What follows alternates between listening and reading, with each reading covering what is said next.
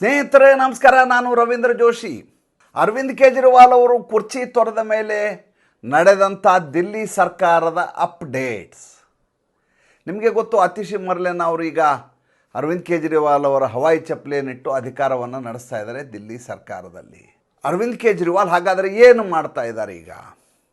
ಅರವಿಂದ್ ಕೇಜ್ರಿವಾಲ್ ಅವರು ನಿನ್ನೆ ಬೆಳಿಗ್ಗೆ ದಿಲ್ಲಿಯ ನಗರ ಪ್ರದಕ್ಷಿಣೆಗೆ ತೆರಳಿದ್ದರು. ಅವರ ಹಿಂದ್ಗಡೆ ಎಲ್ಲ ಆಫೀಸರ್ಗಳು ಜೊತೆಗೆ ಭದ್ರತಾ ಸಿಬ್ಬಂದಿಯವರು ಇನ್ಸ್ಟ್ರಕ್ಷನ್ಗಳನ್ನು ಕೊಡ್ತಾಯಿದ್ರು. ಅರವಿಂದ್ ಕೇಜ್ರಿವಾಲು ಹಿಂದ್ಗಡೆ ಆಚೆ 4-5 ಜನ ಆದಮೇಲೆ ಅಲ್ಲಿ ಅತಿಶಿ ಮರ್ಲೆನಾ ಎಂಬ ದಿಲ್ಲಿಯ ಹಾಲಿ ಮುಖ್ಯಮಂತ್ರಿಯವರು ಮ್ಯೂಟ್ ಸ್ಪೆಕ್ಟೇಟರ್ ಆಗಿ ನೋಡ್ತಾ ಇದ್ದರು. ಅರವಿಂದ್ ಕೇಜ್ರಿವಾಲ್ ಮುಖ್ಯಮಂತ್ರಿ ಇದ್ದ ಸಂದರ್ಭದಲ್ಲಿ ಒಂದೇ ಒಂದು ದಿವಸ ಯಾವುದೇ ನಗರ ಪ್ರದಕ್ಷಿಣೆಯನ್ನಾಗಲಿ, ಯಾವುದೇ ಕಟ್ಟಡ ವೀಕ್ಷಣೆಯನ್ನಾಗಲಿ, ಯಾವುದೇ ಇದಕ್ಕೆ ಹೋದಂಥ ಮನುಷ್ಯನೇ ಅಲ್ಲ. ಆದರೆ ಯಾವಾಗ ಆ ಕುರ್ಚಿಯನ್ನು ತೊರೆದ ತಕ್ಷಣ ಅವರಿಗೆ ತಾನು ಜವಾಬ್ದಾರಿಯನ್ನು ನಿರ್ವಹಿಸಬೇಕು ಎನ್ನುವಂಥ ಹಪಹಪಿ ಶುರು ಆಗಿಬಿಡುತ್ತೆ. ಈಗ ಅವರ ಕೈಯಲ್ಲಿ ಜವಾಬ್ದಾರಿ ಇಲ್ಲ. ಮೇಲಾಗಿ ಸ್ವತಃ ಸುಪ್ರೀಂ ಕೋರ್ಟ್ ಹೇಳಿದೆ, ನೀವು ಮುಖ್ಯಮಂತ್ರಿಯಾಗಿ ಯಾವುದೇ ರೀತಿಯ ಕಾರ್ಯವನ್ನು ನಿರ್ವಹಿಸುವ ಹಾಗಿಲ್ಲ ಅಂತ.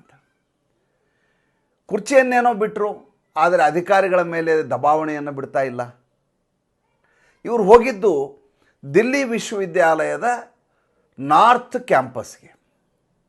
ನಾರ್ತ್ ಕ್ಯಾಂಪಸ್ನಲ್ಲಿರುವಂಥ ರಸ್ತೆಯ ಸ್ಥಿತಿಗತಿಯನ್ನು ಇವರು ನೋಡ್ತಾ ಇದ್ದರು, ಮೇಲ್ವಿಚಾರಣೆ ನಡೆಸ್ತಾ ಇದ್ದರು. ಅಧಿಕಾರಿಗಳಿಗೆ ಅಲ್ಲಿಂದನೇ ಇನ್ಸ್ಟ್ರಕ್ಷನ್ಗಳನ್ನು ಕೊಡ್ತಾಯಿದ್ರು, ಸೂಚನೆಗಳನ್ನು ಕೊಡ್ತಾಯಿದ್ರು. ದಿಲ್ಲಿಯಲ್ಲಿ ಪಾಟ್ಹೋಲ್ಗಳು ಎಲ್ಲಿದ್ದಾವೆ, ಎಲ್ಲಿ ಡ್ರೈನೇಜು ಬ್ಲಾಕ್ ಆಗಿದೆ, ಅದರ ಕುರಿತಾಗಿ ಒಂದು ನಗರ ಪ್ರದಕ್ಷಿಣೆ ಮಾಡೋಣ ಅಂತ ಹೊರಟಿದ್ರು. ಹಿಂದ್ಗಡೆ ಆಮ್ ಆದ್ಮಿಯ ಒಂದಷ್ಟು ಚೇಲಾಗಳು ಇವರು ಹಿಂದೆ ಓಡಾಡ್ತಾಯಿದ್ರು.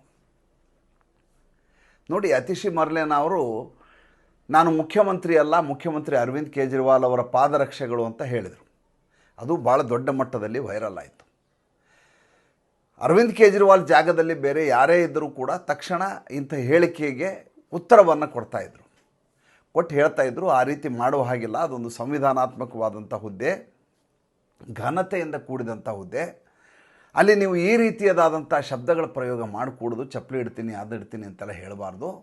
ನಿಮ್ಮದು ಸೌಜನ್ಯ ಇರಬಹುದು, ನಿಮಗೆ ಗುರುವಿನ ಬಗ್ಗೆ ಇರುವಂಥ ಗೌರವ ಇರಬಹುದು, ಆದರೆ ನೀವು ಒಬ್ಬ ಮುಖ್ಯಮಂತ್ರಿ ಆದ ಸಂದರ್ಭದಲ್ಲಿ ಮುಖ್ಯಮಂತ್ರಿಯಾಗಿ ನೀವು ಕಾರ್ಯನಿರ್ವಹಣೆ ಮಾಡಬೇಕು, ಅದಕ್ಕೆ ಸೂಕ್ತವಾದಂಥ ಮಾತುಕತೆಯನ್ನು ಆಡಬೇಕು ಅಂತ ಬುದ್ಧಿವಾದವನ್ನು ಹೇಳಬೇಕಾಗಿತ್ತು.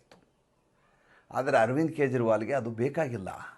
ಅರವಿಂದ್ ಕೇಜ್ರಿವಾಲ್ಗೆ ಈ ರೀತಿಯಾದಂಥ ಗುಲಾಮಗಿರಿ ಮಾಡುವಂಥ ಮನಸ್ಥಿತಿಯ ವ್ಯಕ್ತಿ ಆ ಕುರ್ಚಿಯಲ್ಲಿ ಕೂಡಬೇಕಾಗಿತ್ತು. ಅದಕ್ಕೆ ಅನುಗುಣವಾಗಿ ಈಗ ಅತಿಶಿ ಮರ್ಲೆನಾ ನಡ್ಕೋತಾ ಇದ್ದಾರೆ. ಅದಕ್ಕೆ ಸಾಕ್ಷಿ ಈಗ ಅರವಿಂದ್ ಕೇಜ್ರಿವಾಲ್ ಅವರ ನಗರ ಪ್ರದಕ್ಷಿಣೆ ಸಂದರ್ಭದಲ್ಲಿ ಅತಿಶಿ ಮರ್ಲೆನಾ ನೇಪಥ್ಯಕ್ಕೆ ಸರಿದು ಸಂಪೂರ್ಣ ಹೊಣೆಗಾರಿಕೆಯನ್ನು ಅರವಿಂದ್ ಕೇಜ್ರಿವಾಲ್ ಅವರಿಗೆ ಬಿಟ್ಟುಕೊಟ್ಟದ್ದು. ಇನ್ನೊಂದು ವಿಷಯ, ನಿನ್ನೆಯಿಂದ ದಿಲ್ಲಿಯ ವಿಧಾನಸಭಾ ಅಧಿವೇಶನವನ್ನು ಕರೆದಿದ್ದಾರೆ. ಯಾರು ಕರೆದಿದ್ದಾರೆ? ಅಧಿಕೃತವಾಗಿ ಇದನ್ನು ಕರೆಯೋದು ಈಗಿರುವಂಥ ಮುಖ್ಯಮಂತ್ರಿ ಆದಂಥ ಅತಿಶಿ ಮರ್ಲೆನಾ.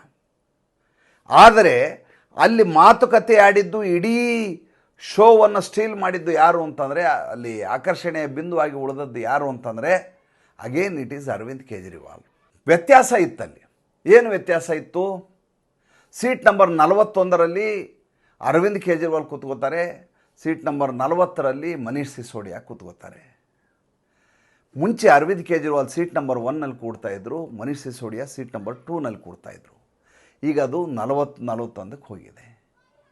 19ನೇ ನಂಬರ್ ಕುರ್ಚಿಯಲ್ಲಿ ಅತಿಶಿ ಮರ್ಲೆನಾ ಕೂತ್ಕೋತಾ ಇದ್ದರು, ಈಗ ಅವರು ಸೀಟ್ ನಂಬರ್ 1ನಲ್ಲಿ ಕೂತ್ಕೋತಾ ಇದ್ದಾರೆ. ವಿಧಾನಸಭಾ ಅಧಿವೇಶನವನ್ನು ಯಾಕೆ ಕರೀತಾರೆ ಅರವಿಂದ್ ಕೇಜ್ರಿವಾಲ್? ಅರವಿಂದ್ ಕೇಜ್ರಿವಾಲ್ ಈ ವಿಷಯದಲ್ಲಿ ಮಹಾನ್ ಚತುರ. ಇವರು ಯಾವುದೇ ವಿಷಯವನ್ನು ಯಾರದೇ ಮೇಲೆ ನೀವು ರಾಡಿ ಎರಚುವುದಾದರೆ, ಯಾರದೇ ಬಗ್ಗೆ ಮಾತನಾಡುವುದಾದರೆ, ಯಾವುದೇ ರೀತಿಯಾದಂಥ ಮಾನಹಾನಿಕರ ಮಾತನ್ನು ಹೇಳಿದರೂ ಕೂಡ ಅದು ಮಾನಹಾನಿ ಕೇಸಿಗೆ ಒಳಪಡುವುದಿಲ್ಲ, ನ್ಯಾಯಾಂಗಕ್ಕೆ ಬರುವುದಿಲ್ಲ, ಪರಿಮಿತಿಗೆ ಬರೋದಿಲ್ಲ. ವಿಧಾನಸಭೆಯಲ್ಲಿ ಮಾತನಾಡಿದ್ದಕ್ಕೆ ಇಮ್ಯುನಿಟಿ ಇರುತ್ತೆ, ಇದು ಕಾನೂನು. ಹೀಗಾಗಿ ಅರವಿಂದ್ ಕೇಜ್ರಿವಾಲ್ ಅವರು ಮೇಲೆ ಎದ್ದು ನಿಂತ ಮೇಲೆ ಕೇಳಿದಂಥ ಮಾತನಾಡಿದ ಮಾತು ಶುರು ಮಾಡಿದ್ದು, ನರೇಂದ್ರ ಮೋದಿಯವರ ವಯಸ್ಸಿನಿಂದ. ಅವ್ರಿಗೀಗಾಗಲೇ 74 ವರ್ಷ ಆಗಿಬಿಟ್ಟಿದೆ, ಮುಂದಿನ ವರ್ಷ 75 ಆಗತ್ತೆ, ಅವರು ತಮ್ಮ ಹುದ್ದೆಯನ್ನು ತೊರೆಯಬೇಕು. ಅಲ್ಲ ರೀ, ಅವ್ರು ತೊರೆಯಬೇಕೋ ಬೇಡ ಅವ್ರ ಪಕ್ಷದವ್ರು ತೀರ್ಮಾನ ಮಾಡ್ತಾರೆ. ನರೇಂದ್ರ ಮೋದಿ ವಿಚಾರ ಮಾಡ್ತಾರೆ, ಉಳಿದ ವರಿಷ್ಠ ಮಂಡಳಿ ಅದನ್ನ ವಿಚಾರ ಮಾಡುತ್ತೆ, ಈ ದೇಶದ ಜನ ತೀರ್ಮಾನ ಮಾಡ್ತಾರೆ ನರೇಂದ್ರ ಮೋದಿ ಮುಂದುವರಿಬೇಕೋ ಬೇಡ ಅಂತ. ನಿಮ್ಮ ಪಕ್ಷದಲ್ಲಿ ಯಾರಿರಬೇಕು ಯಾರಿರಬಾರ್ದು ಅನ್ನೋದ್ರ ಬಗ್ಗೆ ಮೊದಲು ಆಲೋಚನೆ ಮಾಡಿ. ಏಕೆಂದರೆ ನಿನ್ನೆ ಇವರದೇ ಪಕ್ಷವನ್ನು ತೊರೆದು ಒಬ್ಬ MLA ಭಾರತೀಯ ಜನತಾ ಪಾರ್ಟಿಯನ್ನು ಸೇರಿದರು. 3 ಜನ ದಿಲ್ಲಿ ಮಹಾನಗರ ಪಾಲಿಕಾದ ಕಾರ್ಪೊರೇಟರ್ಗಳು ಪಕ್ಷವನ್ನು ತೊರೆದು ಭಾರತೀಯ ಜನತಾ ಪಾರ್ಟಿಗೆ ಸೇರ್ಪಡೆಯಾದರು. ಅವರೆಲ್ಲರಿಗೂ ಸ್ಪಷ್ಟವಾಗಿ ಗೊತ್ತಿದೆ, ಈ ಮುಂದೆ ಆಮ್ ಆದ್ಮಿ ಪಕ್ಷಕ್ಕೆ ಫೆಬ್ರವರಿ ನಂತರ ಯಾವುದೇ ರೀತಿಯ ಭವಿಷ್ಯವಿಲ್ಲ. ಒಂದು ಸಲ ಚುನಾವಣೆ ಆಗಿಬಿಟ್ರೆ ಈ ಬಾರಿ ಅರವಿಂದ್ ಕೇಜ್ರಿವಾಲ್ ಮತ್ತೆ ಅಧಿಕಾರ ಹಿಡಿಯುವುದು ಭಾಳ ದುಸ್ತರ ಅಂತ ಅವ್ರಿಗೆಲ್ಲ ಗೊತ್ತಾಗಿದೆ. ರಾಜಕಾರಣಿಗಳು ಯಾವತ್ತೂ ಯಾವುದು ಗೆಲುವು ಕುದುರೆಯನ್ನು ನೋಡಿ ಅದರ ಮೇಲೆ ಬೆಟ್ ಮಾಡ್ತಾರೆ. ಅವರು ಎಷ್ಟು ಚತುರರಾಗಿರ್ತಾರೆ ಅಂದರೆ ಈ ಕುದುರೆ ಹೇಗೆ ಓಡತ್ತೆ ಅನ್ನೋದು ಕಣ್ಸನ್ನೆಯಲ್ಲೇ ಹಿಡಿಯುವಂಥವ್ರಾಗಿರ್ತಾರೆ. ಯಾವಾಗ ಇವರು ವಿಧಾನಸಭಾ ಅಧಿವೇಶನವನ್ನು 2 ದಿವಸ ಕರಿತೀವಿ ಅಂತ ಹೇಳ್ತಾರೆ, ಅದೇ ಸಂದರ್ಭದಲ್ಲಿ ಕರೆಕ್ಟಾಗಿ ಆ ವ್ಯಕ್ತಿ ಬಿಟ್ಟು ಹೋಗ್ಬಿಡ್ತಾರೆ. ನೋಡಿ ಹೆಂಗಿದೆ ಅವ್ರದ್ದು ಅರೇಂಜ್ಮೆಂಟ್ಸ್ ಹೆಂಗಿರ್ತಾವೆ ನೋಡಿ. ಮತ್ತು ಅರವಿಂದ್ ಕೇಜ್ರಿವಾಲ್ ಹೇಳ್ತಾರೆ, ಇತ್ತೀಚೆಗೆ ಅವರಿಗೆ ರಾಷ್ಟ್ರೀಯ ಸ್ವಯಂ ಸೇವಕ ಸಂಘದ ಒಬ್ಬ ಹಿರಿಯರು ಸಿಕ್ಕಿದ್ರಂತೆ. ಸಿಕ್ಕವರು ಭಾರತೀಯ ಜನತಾ ಪಾರ್ಟಿಯ ಬಗ್ಗೆ ಮಾತಾಡಿದ್ರಂತೆ, ನರೇಂದ್ರ ಮೋದಿಯವ್ರ ಬಗ್ಗೆ ಮಾತಾಡಿದ್ರಂತೆ, ನಿಮ್ಮನ್ನ ಯಾಕೆ ಜೈಲಿಗೆ ಕಳಿಸಿದ್ರು ಅಂತ ಭಾಳ ಬೇಸರ ಮಾಡಿಕೊಂಡ್ರಂತೆ ಅವರು.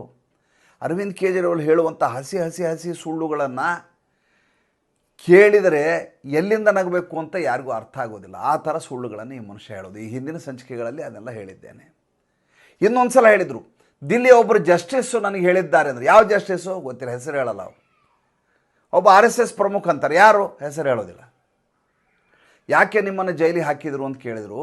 ಆಮೇಲೆ ಚರ್ಚೆ ಆಯಿತು ಭಾರತೀಯ ಜನತಾ ಪಾರ್ಟಿಯಲ್ಲಿ. ಯಾಕೆ ಅಂದರೆ ನೀವು ಭಾಳ ನಾಗಾಲೋಟದಲ್ಲಿ ಕೆಲಸ ಮಾಡ್ತಾಯಿದ್ರಿ, ಸಿಕ್ಕಾಪಟ್ಟೆ ಕೆಲಸ ಮಾಡ್ತಾಯಿದ್ರಿ, ಅದನ್ನು ಸಹಿಸಲಿಕ್ಕೆ ನರೇಂದ್ರ ಮೋದಿ ಅಮಿತ್ ಶಾಗೆ ಆಗ್ತಾಯಿಲ್ಲ, ಈತನ ಪಕ್ಷವನ್ನು ಮುಗಿಸ್ಬಿಡ್ಬೇಕು ಅಂತ ಈ ಸಲ ತೀರ್ಮಾನ ಮಾಡಿದರು. ಅದಕ್ಕಾಗಿ ನಿಮ್ಮನ್ನು 5 ಜನರನ್ನು ಜೈಲಿಗೆ ಕಳಿಸಿದ್ದಾರೆ. 5 ಜನರು ಒಟ್ಟಿಗೆ ಕಳಿಸಿಲ್ಲ. ಆ ಮಾತನ್ನು ಅರವಿಂದ್ ಕೇಜ್ರಿವಾಲ್ ಹೇಳೋದಿಲ್ಲ.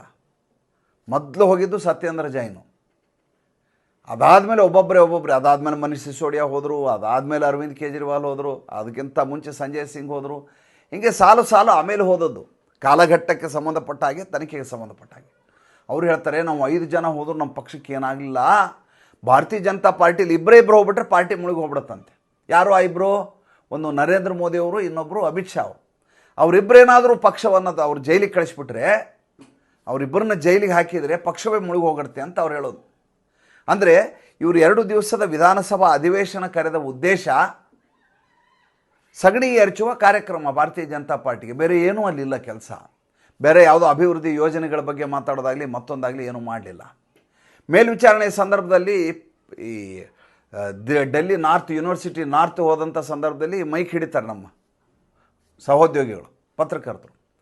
ಏನು ಉಸ್ತುವಾರಿ ಬಂದಿದ್ದಾರಲ್ಲ ಏನು ಅಂತ ಕೇಳಿದಾಗ, ಇಲ್ಲ ಕಳೆದ 5 ತಿಂಗಳ ಜೈಲಿನಲ್ಲಿದ್ದನಲ್ಲ, ಅವಾಗ ಎಲ್ಲವನ್ನು ನೋಡ್ಕೊಳ್ಳಿಕ್ಕಾಗಿರಲಿಲ್ಲ, ಎಲ್ಲ ಹಂಗಂಗೆ ಉಳಿದ್ಬಿಟ್ಟಿತ್ತು, ಯಾವ ಕೆಲಸಗಳೇ ಆಗಿಲ್ಲ ಇಲ್ಲಿ ದಿಲ್ಲಿ ಪ್ರದೇಶದಲ್ಲಿ. ನಾನು ಜೈಲಿಗೆ ಹೋಗಿದ್ದರಿಂದ ಎಲ್ಲ ಸ್ತಬ್ಧಗೊಂಡು ಬಿಟ್ಟಿತ್ತು, ಮತ್ತೆ ಹೀಗೆ ಕಾರ್ಯಚಾಲನೆ ಮಾಡ್ತಾಯಿದ್ದೀವಿ ಅಂತ. ಸುಳ್ಳು ಹೇಳೋದಕ್ಕೂ ಒಂದು ಇತಿಮಿತಿ ಬೇಕ್ರಿ. ಈ ಮನುಷ್ಯ ಒಂದೇ ಒಂದು ಖಾತೆಯನ್ನು ತನ್ನ ಹೆಸರಲ್ಲಿ ಇಟ್ಕೊಂಡಿಲ್ಲ. ಮುಖ್ಯಮಂತ್ರಿ ಅಲ್ಲದೆ ಹಣಕಾಸಿನ ಇವನ ಕೈಯಲ್ಲಿಲ್ಲ, ಗೃಹ ಖಾತೆ ಇವ್ರ ಕೈಯಲ್ಲಿಲ್ಲ, ಯಾವುದೂ ಇಲ್ಲ ಇವ್ರ ಕೈಯಲ್ಲಿ. ಕೆಲಸಗಳೆಲ್ಲ ಹಾಗೆ ನಿಂತಿತ್ತು. ಹಾಗಾದರೆ ಇವರು ಸಚಿವರೆಲ್ಲ ಏನು ಮಾಡ್ತಾಯಿದ್ರು? ಇವ್ರು ದಿಲ್ಲಿಗೆ ಹೋದಾಗ ಏನು ಕೆಲಸ ಮಾಡಲೇ ಇಲ್ವಾ? ಹಂಗಾರೆ ಮಾಡಲಿಲ್ಲ ಅಂತ ಇವರೇ ಹೇಳಿದಾಗ ಆಯ್ತಲ್ವಾ? ಈಗ ಇವರು ಬಂದ ಮೇಲೆ ನಾಗಾಲೋಟದಲ್ಲಿ ಕೆಲಸ ಶುರು ಆಗ್ತಾ ಇದೆ ಅಂತ ಹೇಳ್ತಾರೆ. ಅಂದರೆ ಚುನಾವಣೆ ಹತ್ತಿರ ಬಂದ ತಕ್ಷಣ ತನ್ನನ್ನು ಮತ್ತೆ ಅದೇ ಸ್ಥಾನದಲ್ಲಿ ಪ್ರತಿಷ್ಠಾಪನೆ ಮಾಡ್ಕೊಳ್ಳಿಕ್ಕೆ ಯಾವ ರೀತಿಯ ಸರ್ಕಸ್ ಈ ಮನುಷ್ಯ ಮಾಡ್ತಾ ಇದ್ದಾನೆ ಅನ್ನೋದಕ್ಕೆ ಇದಕ್ಕಿಂತ ಉದಾಹರಣೆ ಬೇಕಾಗಿಲ್ಲಲ್ವಾ? ಮತ್ತೆ ಮುಂದಿನ ಸಂಚಿಕೆಯಲ್ಲಿ ಹೊಸ ವಿಷಯದೊಂದಿಗೆ ಬರ್ತೇನೆ. ಸಂಚಿಕೆ ಇಷ್ಟ ಆಗಿದ್ದರೆ ಲೈಕ್ ಮಾಡಿ, ಫಾಲೋ ಮಾಡಿ, ಶೇರ್ ಮಾಡಿ. ನಮ್ಮ ಮುಕ್ತ ಪತ್ರಿಕೋದ್ಯಮಕ್ಕೆ ದಯವಿಟ್ಟು ಆರ್ಥಿಕವಾಗಿ ಬೆಂಗಾವಲಾಗಿ. ನಮಸ್ಕಾರ.